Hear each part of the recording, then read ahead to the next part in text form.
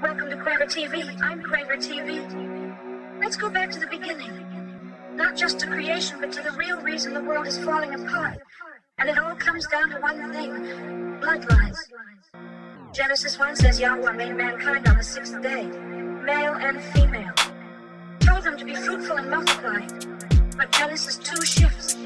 Suddenly we see Adam, formed from dust, named, commanded, placed in a garden, given dominion.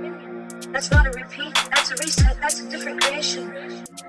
I believe there were people in Genesis 1, pre-Adamic, possibly nations. But Adam was something else. A set-apart man, created for covenant, created to carry the line that would lead to Yahusha. That means not everyone we see in ancient history came from Adam.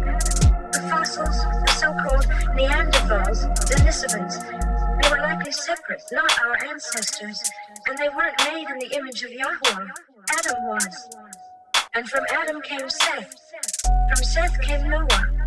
And that's where the corruption nearly ended, until it didn't. Because Noah was righteous.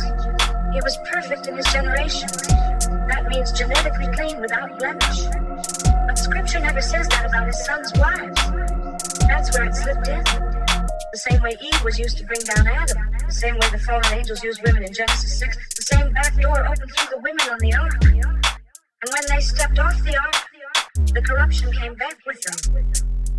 So now, we have people walking the earth with different spiritual roots. Some are carrying the pure Adamic bloodline, and others carry something older, something darker, something that never should have survived the flood, but did. That's the war we're in now. A war between the children of light and the children of darkness. Not a metaphor, a literal war between seed lines. And it shows. Some people hate the truth the moment they hear it. Some mock righteousness, and some rebel with every breath. Why? Because they're not of the same line. Not everyone was made to receive the light, and not everyone has a place in the kingdom. But it didn't stop there. This system today is designed to repeat the same pattern. Destroy the bloodline. Break the image of Yahweh in man. Target the family. How? Start with the man. Remove him from the house. Flood the streets with drugs. Build a prison system that feeds off his body. And then tell the woman, you'll get assistance. But only if there's no man present. And too many sign that contract. Especially in the black community, the war was spiritual first. Not economic, not political, spiritual. And it worked. The man was taken out, the woman became the head, and the children left confused, broken, and exposed. And now we've got generations of boys raised without fathers. Girls with no covering, families with no foundation. That's not a coincidence. That's Babylon's blueprint. And at the root of it all, the same spirit that entered through Eve. The same deception that corrupted the sons of God through the daughters of men. The same weakness that slipped into Noah's family through his sons' wives. It's always the same door, and it keeps getting open. This isn't an attack on women. It's the truth about what happens when order is reversed. When men abandon their role. When women step outside their covering. When the system rewards rebellion. You get exactly what we're living in now. But don't get it twisted. Yahweh's order hasn't changed. And his line still exists. There are still people carrying the covenant. Still men who refuse to bow. Still women walking in obedience. Still children waking up to who they really are. Now let's talk about how all this ties into de-evolution. Because they say we came from monkeys, from molecules, and from chance. That life has been climbing upward, getting stronger, better, smarter. But everything around us screams the opposite. Creation started perfect. Adam was brilliant, long-living, strong. Wolves came first. Lions came first, the original kinds. Everything else is the result of decline. You don't get a lion from a house cat. You don't get a wolf from a Labrador. Those came later, the weak, the tame, the broken down versions.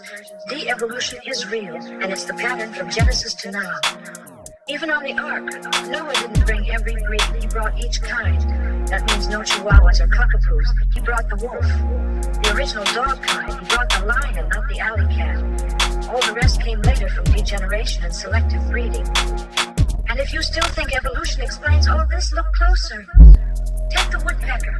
Its smashes its head into a tree all day. But it survives because it has a shock-absorbing skull, a tongue that wraps around its brain, and perfectly timed muscle contractions. If one part evolved without the others, it dies. That's not evolution, that's design. Or the bombardier beetle. This insect stores two chemicals, hydroquinone and hydrogen peroxide, in separate chambers. When threatened, it mixes them with a catalyst and fires boiling liquid at its attacker. If anything is off, the beetle explodes. You don't evolve that in steps. You either have the full system or you die. And what about the parasite inside the woodpecker? It only survives in that bird. Which came first, the parasite or the host? Neither could evolve without the other already in place.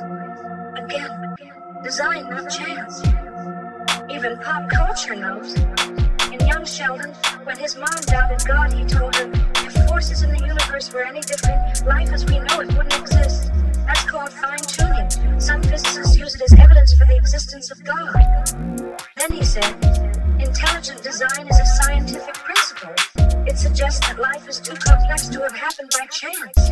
That's what's so elegant about it. It's both scientific and spiritual.